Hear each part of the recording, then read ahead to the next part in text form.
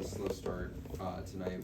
What kept you guys going throughout the game to get the win? Our defense kept us going because we knew we had to lock in on defense. In the first half, they already had like 5, 6 threes, and that's their strength. So Coach Dawkins just said, yeah, it's going to be nights like this where we're not going to score, not shoot the best, but defenses travel everywhere. So we just had to lock in on that.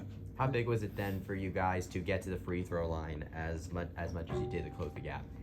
It was big for us to get to the free throw line because we knew we can just be aggressive and reject screens how they was defending. They have great defense, like they're a good defensive team, but we was just rejecting. They wasn't ready for it. So we knew if we got to the free throw line and get ourselves going, it was going to be a long night, a good night for us. Moustapha, talk about your takeover in the second half. The team is really struggling to get the ball, and you scored 8 out of the last 10 points at one point of the game. Yeah, I mean, we just got a lot of great guys on offense, passing the ball, chairing the ball every time, and then we just lacking on defense, getting stops, and then chairing the ball. That's how we scored. How did you evaluate your shooting performance scoring wise? I mean, I've been working on it, and I keep working on it, and then I feel like, as I'm keep working on it, I will get better at it, and pretty much all guys in our team can shoot the ball, so we don't have that problem. You managed to hold off the Macedon offense, getting them to miss 9 of their last 10. You talked about defense at the beginning to kind of catch up to keep yourself in the game early, but how big was that late? It was super big. We was just talking about it in the locker room. Like, we know we held Texas A&M like 11-1, but we have to stop starting late. Because I think we just held them to 14-5 in the last 4 minutes. But if we start late, we're going to lose games like that. We can't just keep starting late. So in the second half, that is good. We want to lock in and take their strengths away, but we have to keep it going the whole 40 minutes. You mentioned starting late. You guys shot 2 of 20 from the three-point line today. Obviously not the shooting stats that you want. How do you guys get better from that, and how do you prevent that from becoming a theme this season? Go ahead. I mean, shooting is just shooting, Pretty much all guys in our team can shoot the ball. So some nights you make it, some nights you miss it. So I feel like, that's what it is. But all guys in our team can shoot the ball. Yeah, I just feel like you just have to. We're just gonna stay in the gym. It's gonna be nice like that. We're not gonna hit a lot of shots, but we just gotta stay in the gym, stay confident in our shot, not let it get in our head, and just like Coach said, just let our defense travel first and forget the scoring, because our scoring gonna come. We got a lot of scores that came from other places. Purdue Fort Wayne quite liked to shoot from the three-point line this time. 29 of their 65 shots came from back there. How do you look at tonight through the lens of your perimeter defense? Oh man, we gotta lock in a little more on perimeter defense. Like we talked about it in our scout, like they're a great shooting team. They one of the best teams in their conference. They're picked to win their conference, so we knew what we was coming into. It's just I don't know why we started off late. Like we wasn't woke or something. But we just have to stop on any team. Just stop letting them shoot so many threes and like make them drive into our big man, because he's doing a great job sealing them off and helping us and getting defensive blocks. How big was it for you then to foul out a guy like Eric Mulder, who was a perfect 5 for 5 on the night? They're co-leading in scoring at the time. I mean, our point guards and our wings just keep getting the basket and then keep giving me fouls. I think that helped us a lot. Talking about slow starts, I mean, towards the end, you guys left the 3-ball and just kept attacking the paint, getting to the free throw line. What was that transition? Did you guys see something in the paint that wanted you guys to keep attacking? Yeah, we all locked in. We talked about it on the bench. We was in a bonus. So once the communication with the team know we're in the bonus, we said let's stop shooting so many threes. Yeah, if it's open, shoot it, but let's get to the foul line, because we are reliable free throw shooters. So let's just get to the foul line and keep attacking.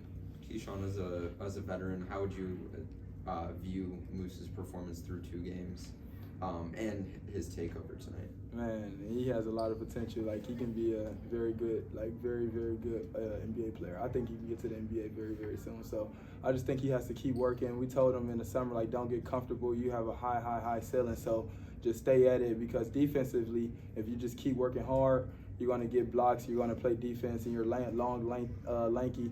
And then offensively, keep running the floor. You should be the fastest guy on the floor. That's what we tell him, even faster than some guards. Just beat the big down the floor, and then your length, you're versatile. You can shoot the ball, you can post up fade. So he has a high ceiling. I just tell him keep working, keep putting muscle on. He's going to be very good. Keyshawn, you had Jordan out Jordan Ivy Curry out there with you, getting just as many field goals as Moustapha, getting as many free throw shots as you guys. What did it look like seeing him out there tonight? Juice, man, he's just like a excellent shooter. Like it's like when you know he on the floor, you know he's liable to get hot. He's like a microwave. So anytime you find him, if he see one go through the basket, it's like, you know what I'm saying, his light switch just turns on. But really the real big thing with Juice is he's turning it on defense. Like if you see him, he's pressing up on defense and he's attacking the defense. So I think that gets him going. He has a lot of energy. So things like that just make his offensive go, and that just helps us as a team, him being a scorer too. You guys obviously didn't play the cleanest game of basketball, having 13 turnovers on the night. Was there any messages from coach at halftime to keep the ball in your possession?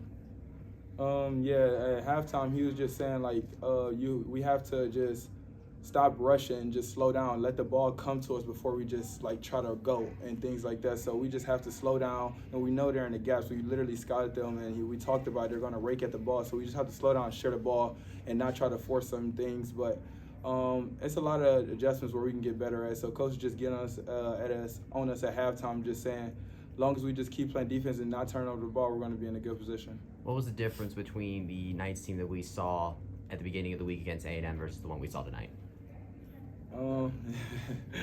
The difference between the Knights, I don't know. I want to say I think we've been going so much at each other in practice the whole summer and things like that, that when we first got there, the first game against Texas A&M, we all had that spark in us and they're the big time team. So I think we had that jump and like we wanted to get on them early because we wanted to prove some people wrong. And today, I just feel like we kind of, like, this is a great team, but I feel like we kind of played lower because I don't think we were like fully ready for these guys. Like we wasn't like fully prepared and didn't think they were going to be in here give us a fight when coaches told us they were going to be probably picked to win their league in a March Madness team soon. So I think we just have to stay focused and stay consistent on the same path with any team and not look at any team lower than whoever.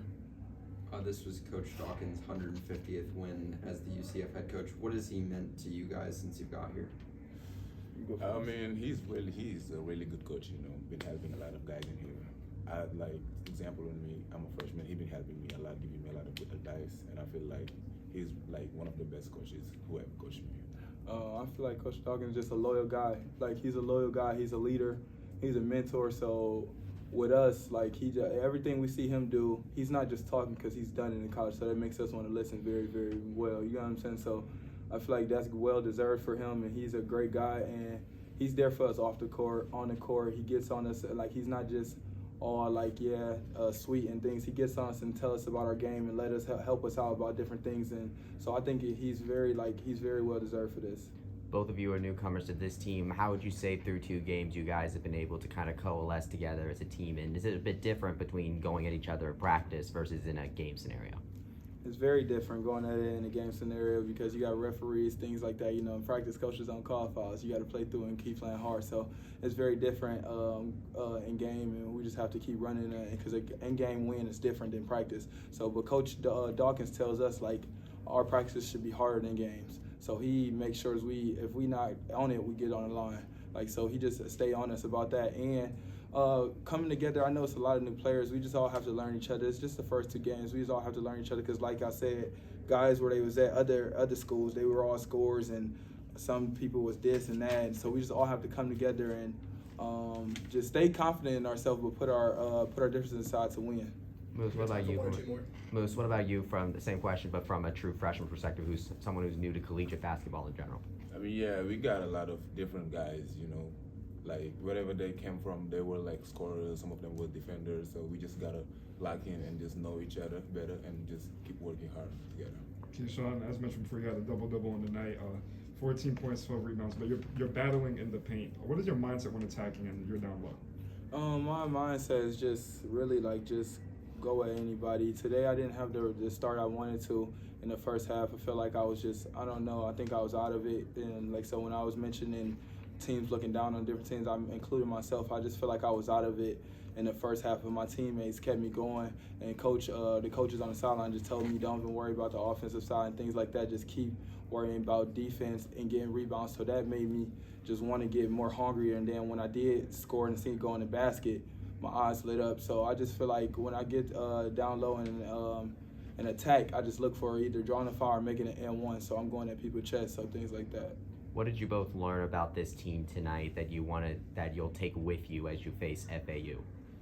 I mean, we just gotta respect every opponent we play against and just like go hard every time, like level 5 competition every time. Yeah, don't look down to our competition or anybody. Respect everybody, like Coach always says. So I think we're going to take that with us wherever we go from now on, any team, because we know anybody can be anybody nowadays. So that's going to be a big thing this season. Perfect. Thank you, guys. That's all, guys. Congrats. Thank you.